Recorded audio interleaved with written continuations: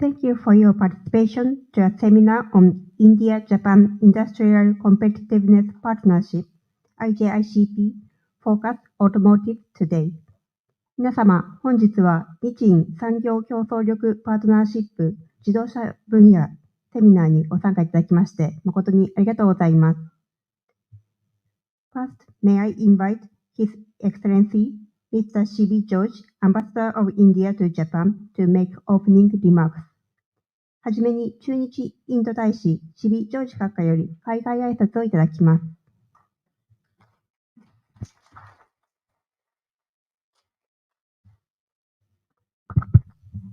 Good afternoon, everybody.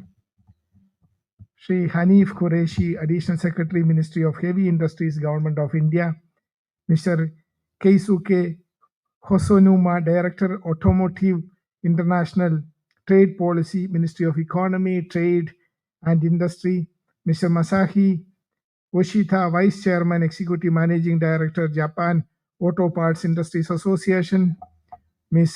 Vinnie Mehta, Director General, Automotive Competitive Component Manufacturers Association of India, distinguished representatives of Japanese industry, distinguished guests, ladies and gentlemen. I extend my warm welcome to all of you present in today's event, focusing on the automotive sector of the India-Japan Industrial Competitiveness Partnership. I am especially delighted to welcome you today as we celebrate the 10 years of Make in India initiative. Make India initiative was launched on the 25th September 2014 by the Prime Minister of India to transform India into a global hub for design and manufacturing. Under his leadership, the program has played a pivotal role in boosting domestic manufacturing, fostering innovation, enhancing skill development, and facilitating foreign investment. This year marks the 10th anniversary of the signing of India-Japan Special Strategic and Global Partnership, which was again signed by Prime Minister Mr. Modi and late Prime Minister Mr. Abe. When you look at the relationship, particularly in the automobile sector, we see that there is huge opportunities for further cooperation. As we look at our relationship, the evolution of our relationship, for several decades, we can see that automobile was one of the first sector which has emerged. You all know about the Suzuki, how Suzuki came to India, transformed India's automobile sector, and it continues to grow. This is an opportunity which we have seen how it works, and I'm very happy that it continues to grow. After that, several companies came from Japan to India, and each one has a story to say and a success story to say. The India-Japan Industrial Competitiveness Partnership plays a crucial role in strengthening the economic ties between the two countries by fostering collaboration in key sectors such as automotive, manufacturing, infrastructure, technology, and innovation. Launched as a strategic initiative, Ijicp designed to enhance industrial competitiveness through the exchange of best practices, investment in cutting-edge technologies, and capacity building. Through this, India and Japan aim to create sustainable economic growth and improve both countries' positioning in robust global value chains.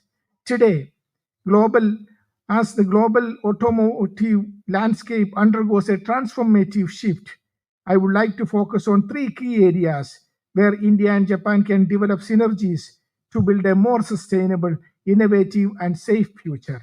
These areas offer tremendous potential for deepening our collaboration and mutual growth. The first is clean energy policies and practices. The path towards clean, green, and sustainable mobility is not just an option, it is an imperative. Both India and Japan are committed to reducing carbon footprints. E-mobility is an area where Japan's technology can fuel India's rapid adoption of electric vehicles. Indian markets presents an exciting opportunity for joint ventures, R&D, and knowledge sharing. India has recently launched this National Hydrogen Mission, aiming to make the country a global hub for hydrogen production and export. By joining hands, we can pioneer pathways for decarbonized road transport, benefiting not only our nations but also the global automotive industry.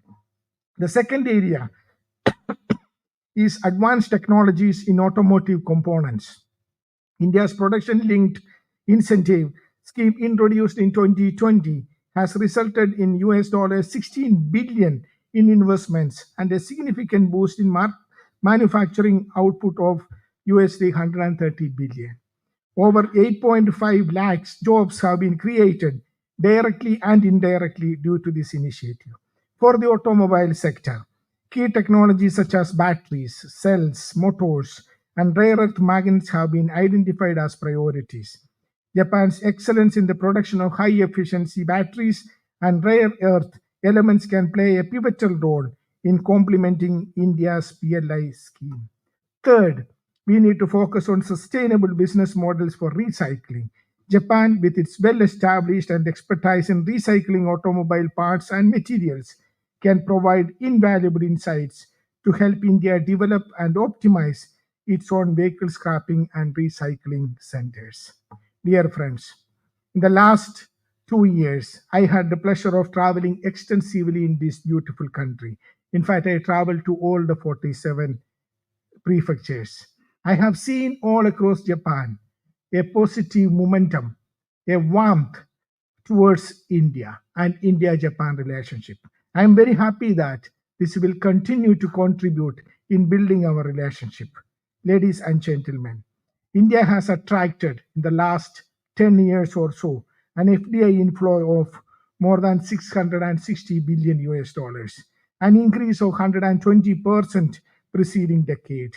Today, India is one of the most attractive destinations for automobile manufacturing, with a supportive ecosystem that includes industry friendly policies, skilled labor, and a growing market for both domestic and export oriented production. I am sure that we will continue to work together in coming years so that we will be able to make significant progress in this important sector. Once again, thank you for joining us. Good evening.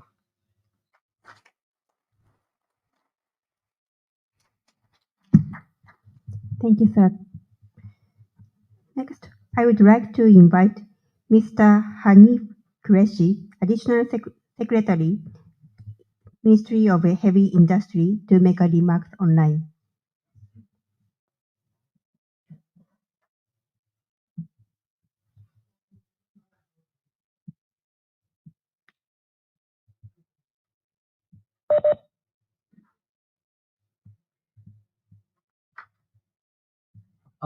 Good morning, everyone.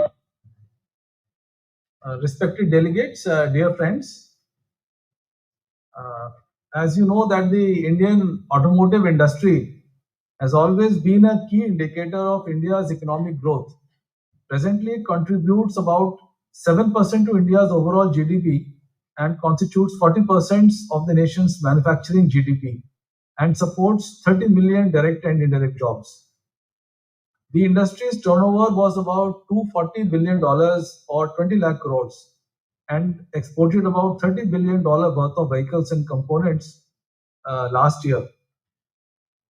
And India is the fourth largest passenger vehicle manufacturer after China, US, and Japan, and the second largest two-wheeler manufacturers.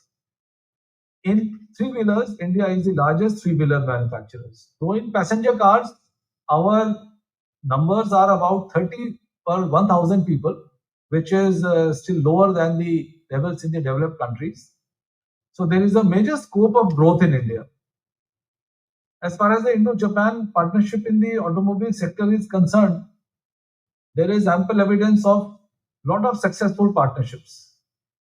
Indian auto sector is on the rise and presents a lot of opportunities for both India and Japan to strengthen this partnership. Japanese automotive companies have always played a key role in aiding the automotive sector. We have Suzuki, Toyota, Honda, Nissan, Mitsubishi, Mazda, Isuzu, which have other companies which have aided the development of the automotive manufacturing and sales. If we look at the current sales numbers, OEMs with existing or previous partnerships with Japanese firms currently constitute 91% in two-wheelers and 51% in four-wheelers. That is a large number. There are certain areas where further strengthening of India and Japan partnership in the automobile sector can take place. One of them is increasing bilateral trade and leveraging the Indian manufacturing capability to export back to Japan and to other countries. Make in India for the world, that is the message we want to convey. We can also collaborate for research and development, which is very important to make the automotive sector competent and to increase export. Both Japan and India can focus on expansion of the local manufacturing capacity, especially for components like advanced chemistry cells, batteries, electronic components, semiconductors. This can be helpful in building supply chain resilience so that there are no disruptions due to any adverse geopolitical developments. By fostering knowledge exchange, sharing each other's strengths, joint research and technology, Japan and India can further drive innovation and create sustainable solutions for emerging challenges. As far as the Indian component industry is concerned, in the past decade, the industry has grown from $35 billion to $75 billion. This is a clear testament to the sector's resilience and adaptability. Japan is one of India's most trusted partners and has played a crucial role in the growth and development of the Indian automotive system. In fact, the Indian auto component industry has more than 300 joint ventures with Japanese companies. As the auto industry evolves and Government of India enforces stricter norms for emission and safety, the integration of IT and electronics in vehicles is steadily increasing. India is very well positioned in software and embedded systems. Developing and manufacturing auto components, auto electronics, especially, is another very important opportunity, and it's an area where Indian and Japanese cooperation can take place. In light of these, I invite our Japanese counterparts to strengthen their presence in India through partnerships with Indian auto component manufacturers. Together, we can leverage our strengths for mutual growth and success. Before concluding, I would extend a warm invitation to our friends from the automotive industry to participate in the Bharat Mobility Auto Expo Component Show, which will take place from January 18 to 21 in New Delhi. Thank you very much.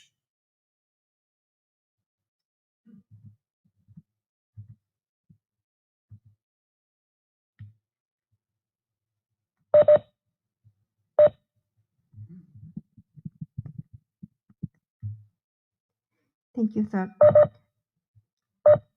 Next, I would like to invite Mr. Keisuke Hosonuma, Director for Automotive International Trade Policy, Ministry of Economy, Trade and Industry, to make a remark. 続きまして、経済産業省製造産業局自動車化企画調査官、細沼圭介様よりご挨拶をいただきたいと思います。どうぞよろしくお願いいたします。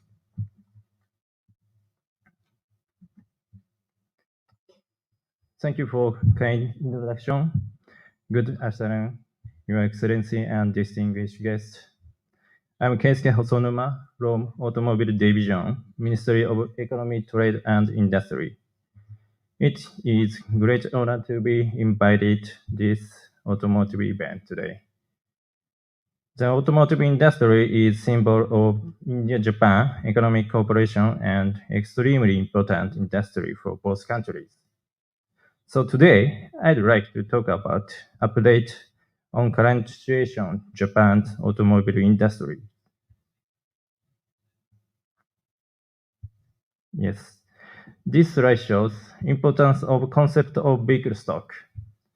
80 million of vehicles are sold every year, whereas there are 1.5 billion of vehicles in the world.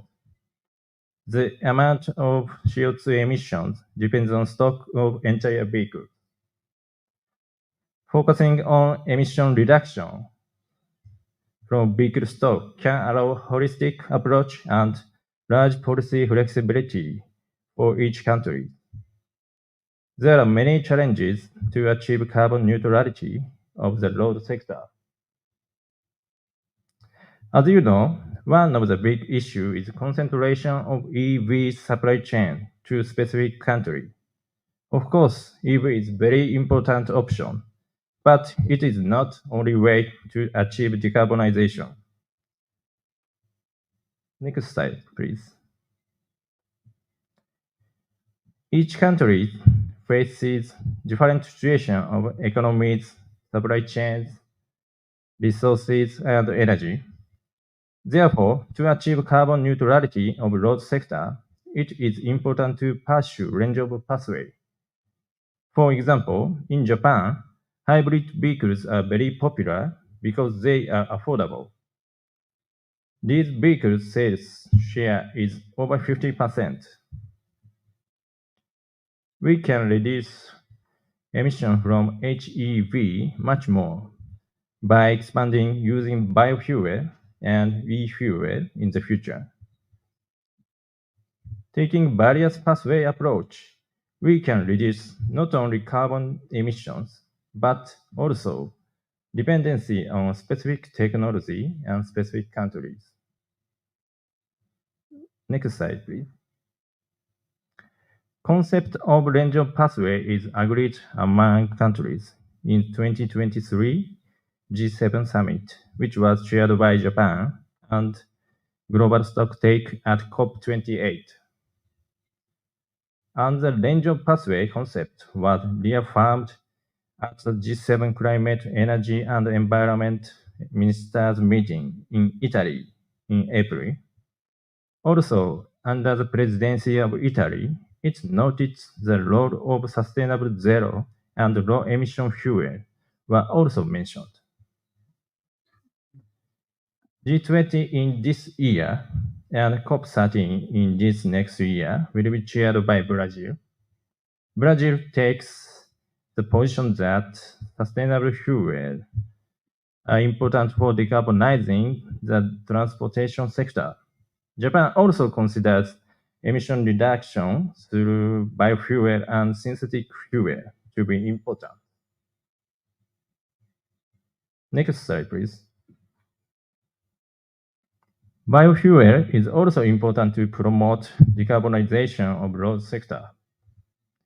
At the summit meeting in May, Japan and Brazil agreed to launch ICE Farm, a collaboration framework that will promote global movement to promote combination of sustainable fuel, such as biofuel and e-fuel, and high-performance mobility equipment, such as hybrid vehicle and flex vehicle.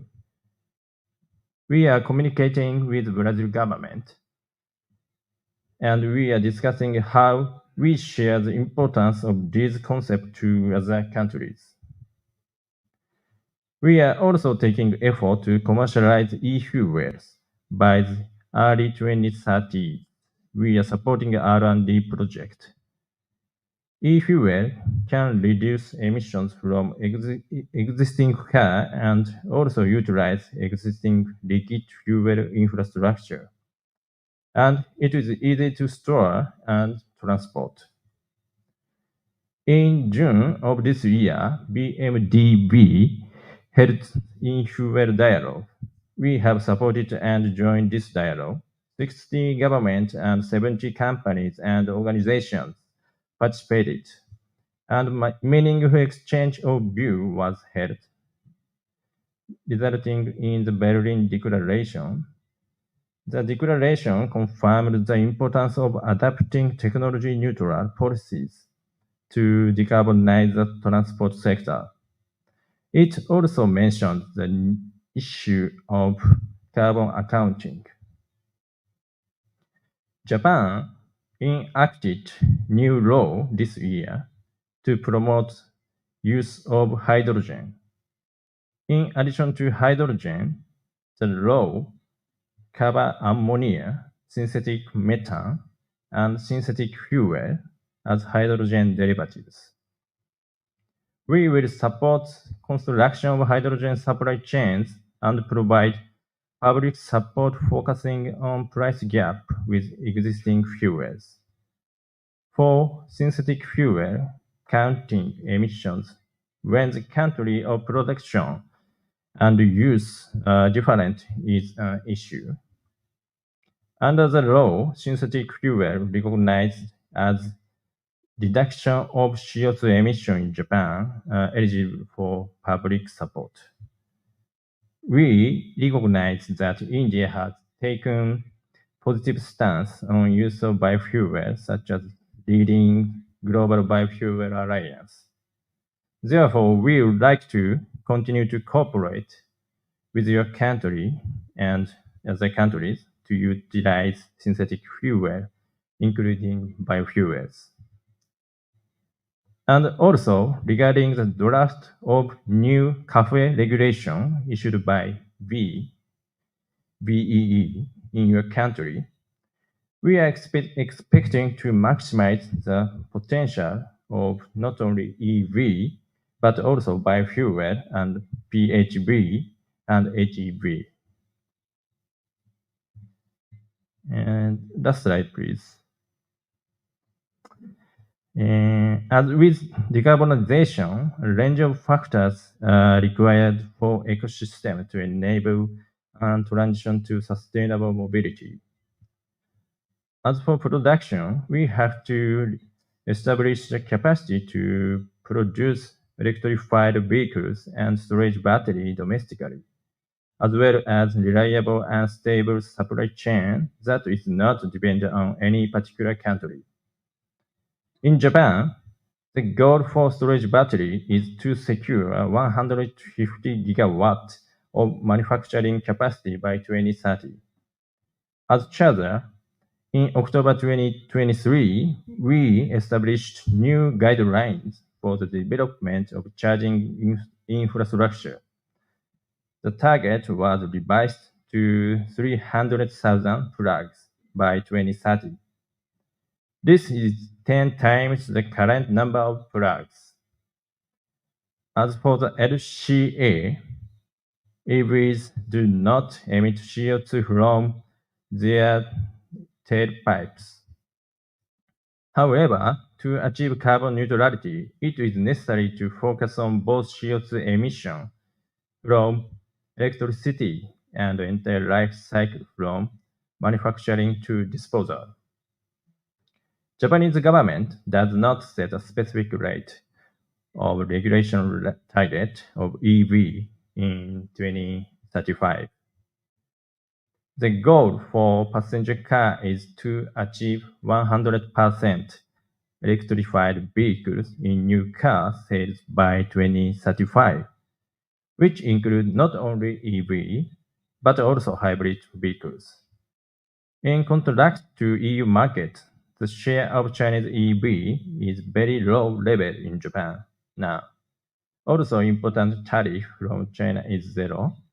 It is necessary for like-minded countries to work together to strengthen the supply chain for EV and storage batteries under the common values such as sustainability. Yes, this is all my presentation. Thank you very much for your kind attention.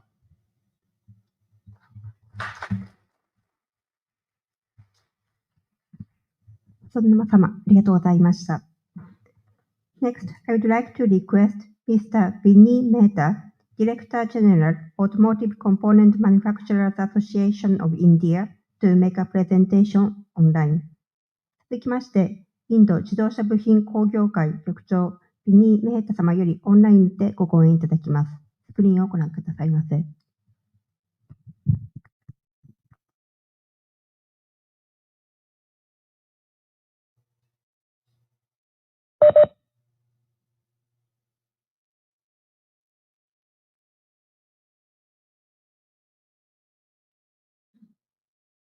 Yeah.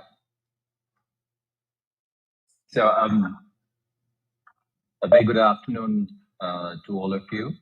And a special thanks to the Indian Embassy, especially our Ambassador, Excellency George, for having invited me to share a perspective on the Indian auto component industry. I will add to the introduction given on the industry by our Additional Secretary, Dr. Hanif Qureshi.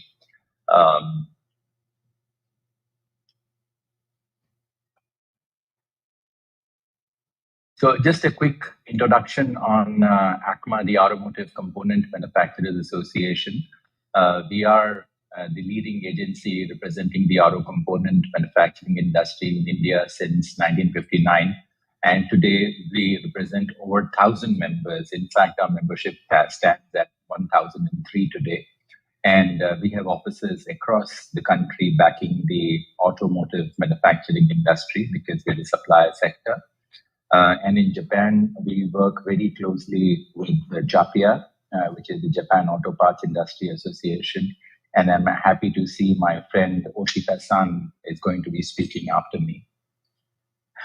So just a quick introduction on where India stands today. You know, we are the 5th largest economy in the world, and our GDP growth continues to be very, very strong. And there are many, many other positive policy reinforcements that are leading to a strong growth of the country and the economy. But what is very important to note is that the vehicle penetration in the country continues to be low. Our PV, the passenger vehicle penetration is just about 30 per thousand. The two-wheeler penetration is just about 180 per thousand, and the bus penetration is 1 per thousand. And what this translates into is that the headroom for growth is so phenomenal that there is a very significant opportunity for India and all players to come work with us and grow together with us. Dr. Qureshi spoke to you about the overall size of the automotive value chain, which is around $250 billion. And we are a very export competitive industry. We are a very strong contributor to the country's manufacturing GDP. And that apart, we're also the highest contributor to the taxation to the country. This is a chart on the performance of the vehicle industry last year, and we produced close to 5 million cars, and the growth continues to be very, very strong. This year, that is year FY25, we are expecting another strong year of growth from the car industry. Similar is the growth rate from the other segments of the industry.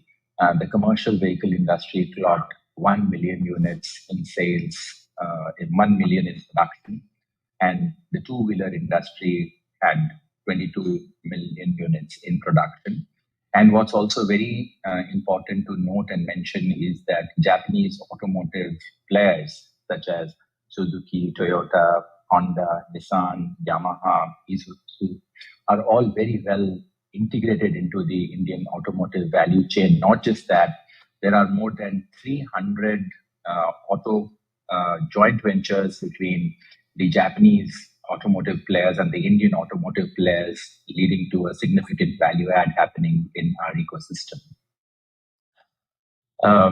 Backed by very strong government policies on transformation to electric, and also with the goal for carbon neutrality for 2070, last few years we've witnessed very strong growth when it comes to electric mobility.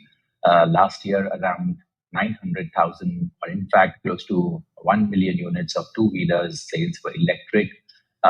Passenger vehicles, we witnessed close to 100,000 units electric. And in two-wheeler space, there were more than 600,000 electric.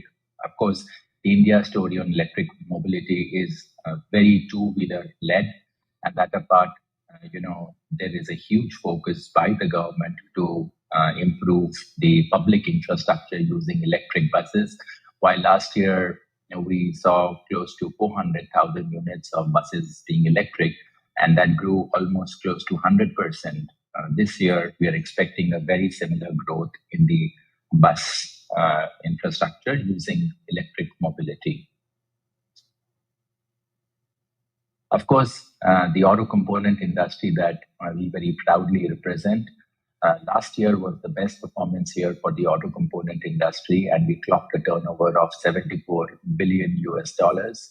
And this came on the back of very strong performance of the vehicle industry. Not just that, the auto component industry is hugely export competitive. That also resulted in better performance. Also, the domestic market has a very vibrant aftermarket that added to the growth story. When you look at this chart and focus on the right side, almost 44% of the turnover of the auto component industry comes from passenger vehicles. Almost a quarter comes from the commercial vehicle industry, and a fifth comes from the two-wheeler industry. And when you look at the left side, the auto component industry in India is capable of manufacturing every single conceivable component, whether it is the engine components or suspension braking or drive transmission or even electrical and electronic components. So we represent the entire value chain in India today. As I said, we are a very export competitive industry. Last year, our exports stood at $21.2 billion. We grew 5%. This is despite that there was a tad negative growth in the overall goods export out of India. And we also are net foreign exchange positive. The imports stood at $20.9 billion. The auto industry in India is well integrated into the global value chain. So export and import go hand in hand for us. Looking at the key markets for export, both US and Europe are our key markets, each accounting for almost a third of our export. You can see close to 7 billion worth of export went to both North America and to Europe. As I said, we are well integrated into the global ecosystem, and therefore there is import. And last year, the maximum import came in from Asia, and that too almost 30% from China. As I said, we also have a very vibrant aftermarket, close to $11 billion and growing.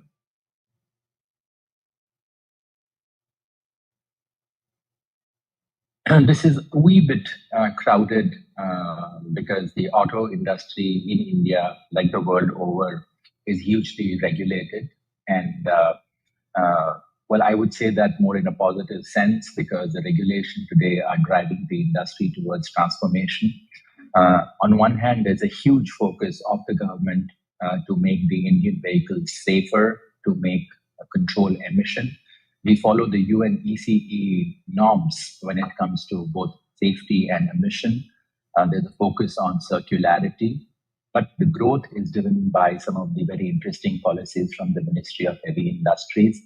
The focus largely is on carbon neutrality and localization. As you all know, that the deadline for carbon neutrality for India is 2070, and accordingly, most policies are designed to help the industry become carbon neutrality. The PLI scheme for the auto and the battery, the electric mobility promotion scheme, the recent Prime Minister's e-drive and the Prime Minister e-bus Seva payment security mechanisms are all driven towards a carbon neutrality and sustainable future for the vehicle industry in India. And so is the e-National Green Hydrogen Mission. And we are working together with the Ministry of Heavy Industry on the futuristic plan until 1947. It is called the Automotive Mission Plan 3. We are very, very confident that these schemes will drive India to be a very globally competitive manufacturing industry. So what are the positives? At this juncture, the growth is very, very robust for India. India stands as a global sweet spot for investment across the globe.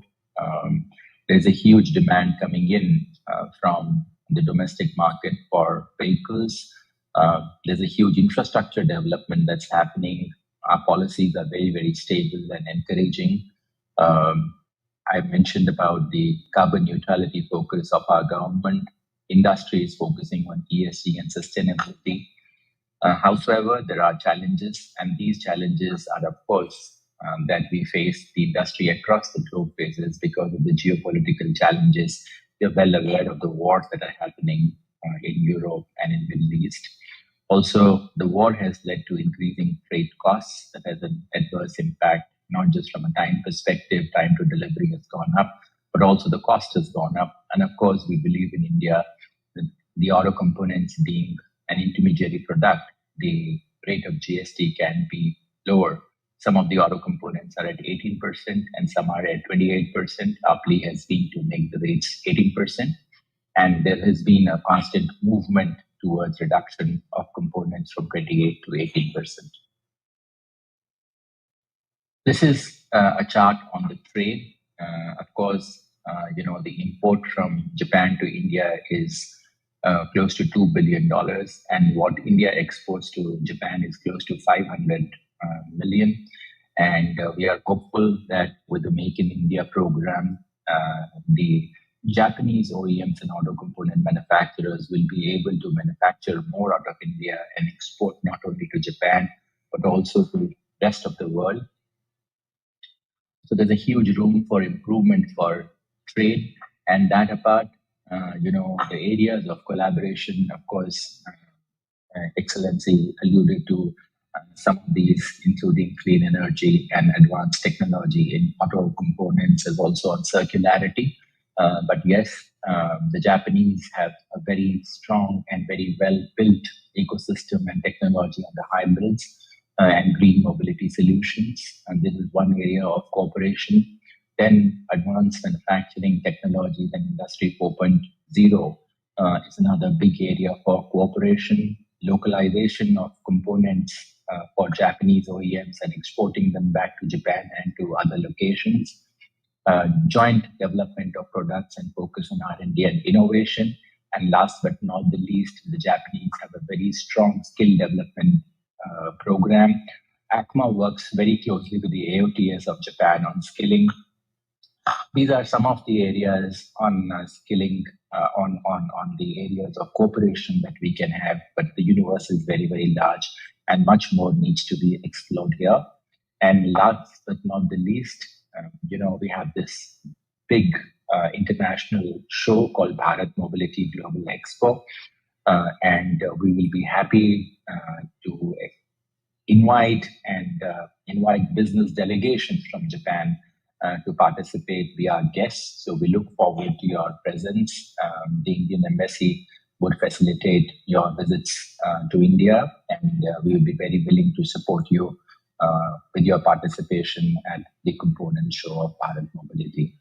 So thank you very much for having me, and please do not hesitate to write to me directly or to the Indian Embassy, and we'll be very happy to support you. Thank you very much and have a good day.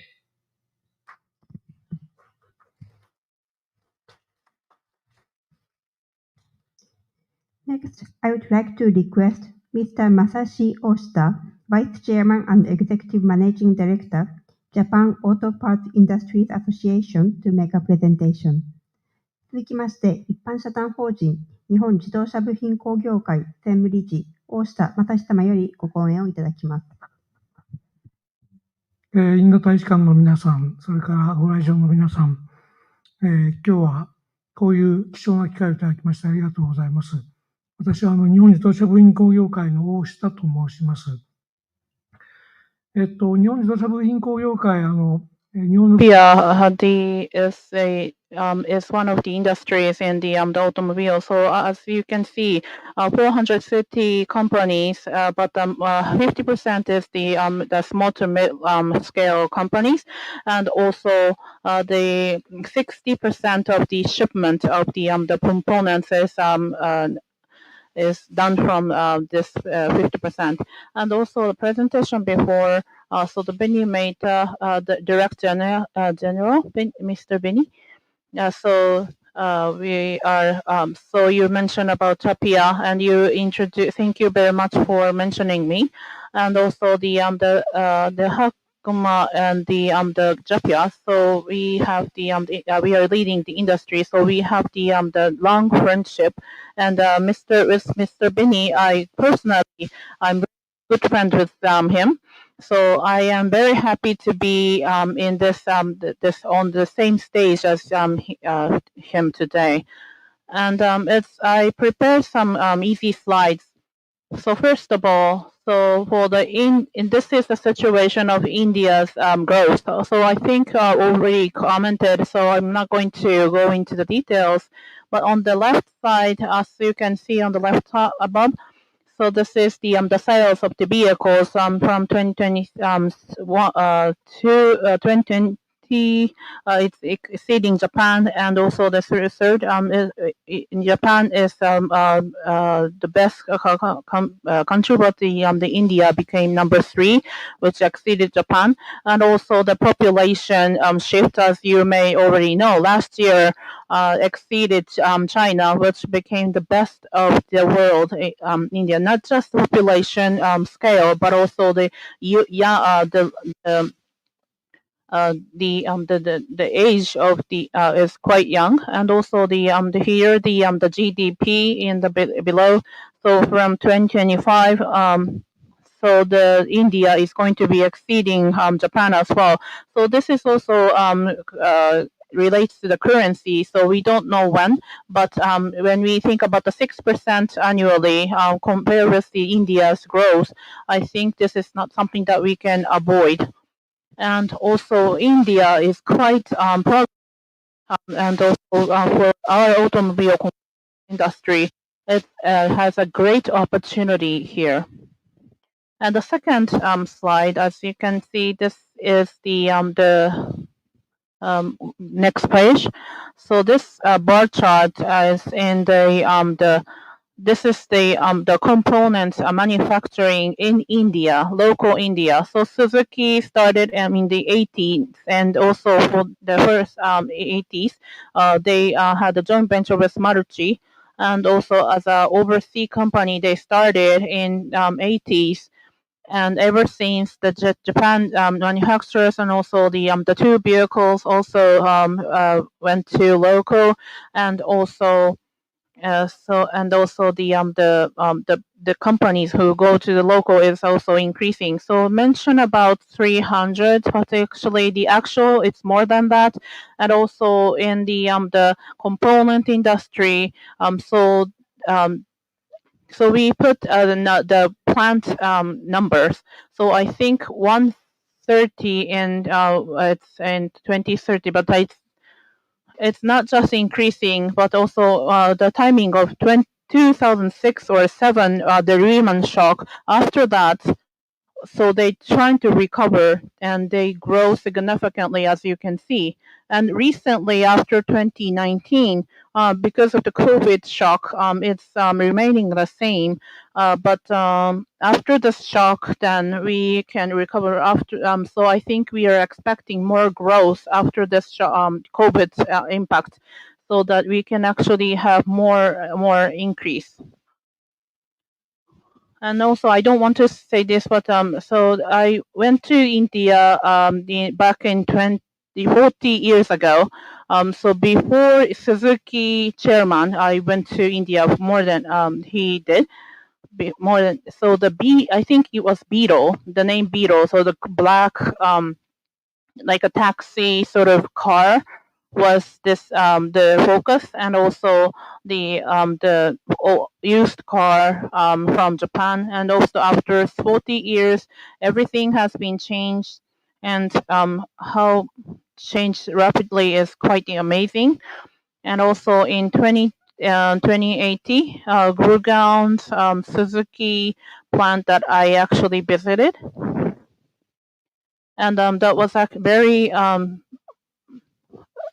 vitalized, and it was in the center of the town, so city. So I was wondering if we can actually make the plant in the middle of the city.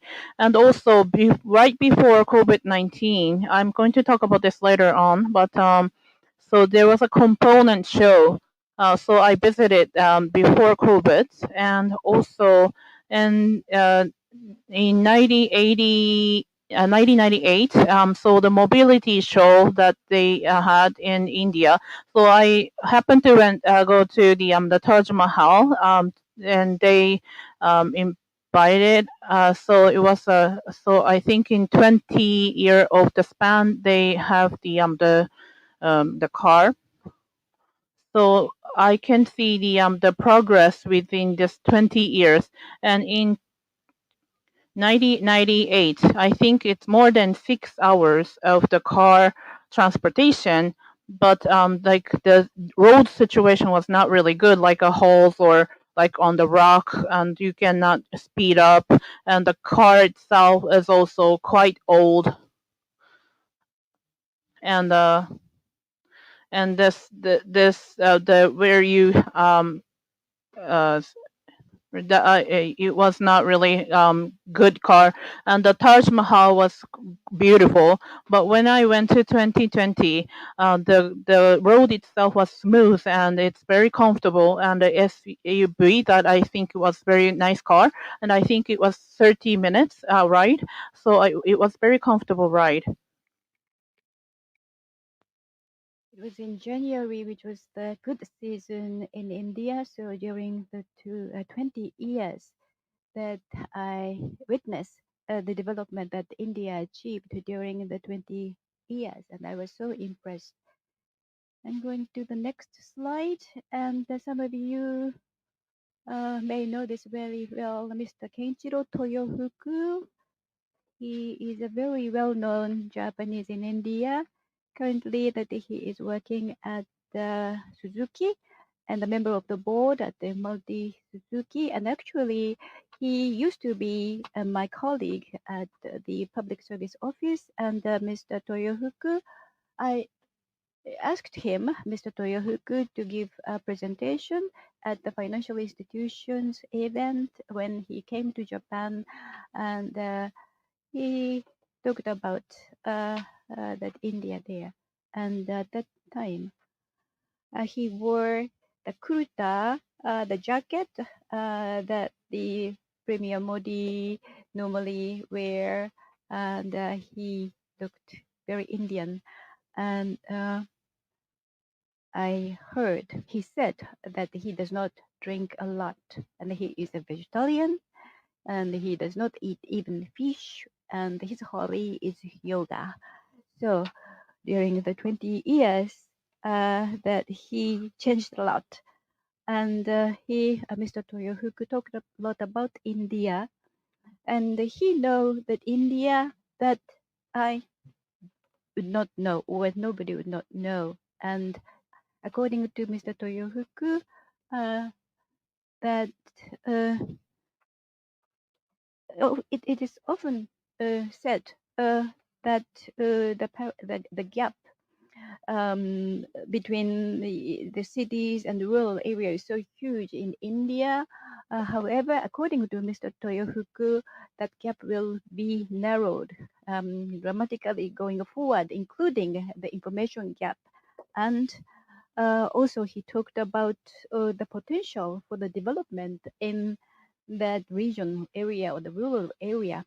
So that the Multi Suzuki, he strongly said that he would like to contribute to the development of the rural area economy of the rural area in India, as well as the automotive industries. And the LCD automobile widely used in India, and the Multi Suzuki has a high market share. And for that, the excrete that done from the cows, the bioenergy from cows are used for those kind of vehicles, and that is very useful, and that is convenient for the people in living in rural area. He strongly talked about the possibility and the potential of that. And Suzuki has been maintaining the 50% of the share ownership of Multi Suzuki for a long time. However, because tightening the competitiveness and the market share, the 50% of the market share, but because of the competitiveness in the industry, that Suzuki has been losing a little bit. But he said that he would like to regain the market share again. And currently, that the passenger cars production capacity is 4 million, and then that if Suzuki takes the 50% of the market share, when the total production is 6 billion, that Suzuki needs to produce 3 million. But so thinking about the different element that Suzuki would like to double the production capacity if by 2030 or so to 4 million yen. So he talked about his hope. I am not sure if whether he can achieve his hope or not. However, that there would be no one automotive manufacturers which can produce 3 million cars by itself around the world. So those players from US, Europe, and Japan, and look at their matured market in the domestic market, that the India is so attractive market going forward, and that that expectation by Mr. Toyofuku to us Japia, that the in order to grow the Suzuki's business by the 2030, that he made 3 points. One is that the Indian government is so strongly promote the Make in India policy. However, that localization of the automotive components is so difficult. Therefore, we need your cooperation. And secondly, that for the secondary, tertiary, the provider, the supplier are not available. Therefore, which means that we need more small and medium-sized component suppliers should go to India from Japan. And thirdly, and as a result of the lockdown in China for the COVID, then Suzuki had to stop their production line in India. Therefore, that he wanted that key components to be manufactured or produced in India. And the next slide explains the overview of Japia. And on the right-hand side, I put the number of the Japanese member companies operating in India. 131 companies been already in operation, and India is the 6th place in terms of the number of the member companies operations, and the number of in terms of the number of employees in India is at the 4th place, and in terms of the sales volume, India is at the 6th, and the local content is 73.6%, which is behind China.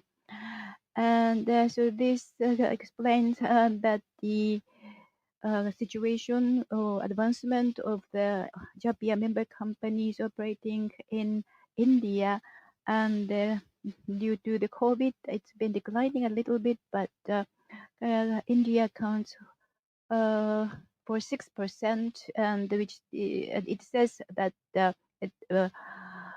two companies closed down. The two factories been closed down in the year 22, but we hope that it will be recovering. And then talking about the relationships with ACMA, we have several decades of relationships, which is explained on the next slide.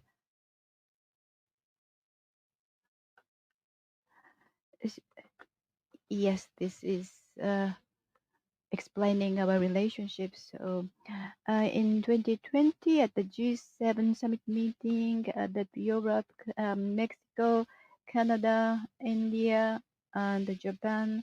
So those 7 countries, from those 7 countries, the top, the leaders of the auto parts industry association gathered in New Delhi. And recently in August, we had the matchmaking event, and the chairman of Alcoma came to Japan. Ms. Kayamos was in Japan. The women, the lady at the center on the photo is the chairman of Alcoma, and besides her, next to her, there is a chairman of Japia. And Mr. Vinny Mehta mentioned at the time, invited us to come to the Bharat Expo 2025. We were invited to participate that trade show. So I have never ever reject his request. Therefore, I am planning to go to India, to New Delhi, the first time in the last 5 years. And lastly, there are some difficulties which are specific to India. The expectation is that what I explained, but also we at the same time we have the challenge. So he is strong in India. Be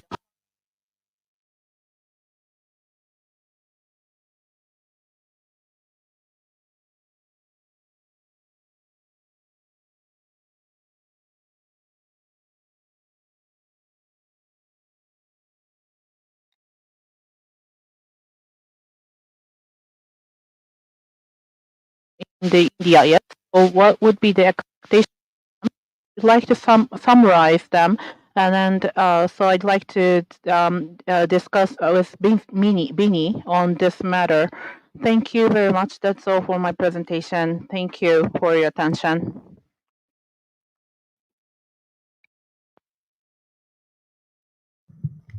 ホスト様、ありがとうございました。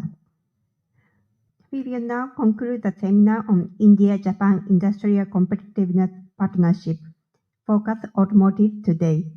以上をもちまして、本日のセミナー、日印産業競争力パートナーシップ自動車分野を終了とさせていただきます。Thank you very much for all the speakers to share your valuable speeches and presentation, and thank you for all the participants to share your time with us. We will have a networking session at the foyer from now. Please join us. この後、ネットワーキングセッションをこの会場を出てすぐのホイヤーで開催いたしますので、皆様ぜひご参加くださいませ。本日はご参加いただきまして誠にありがとうございました。同時通訳レシーバーをお使いになった方は必ず受付ご誤ってお持ち帰りの確認をくれぐれもご注意くださいませ。Please return the interpretation receiver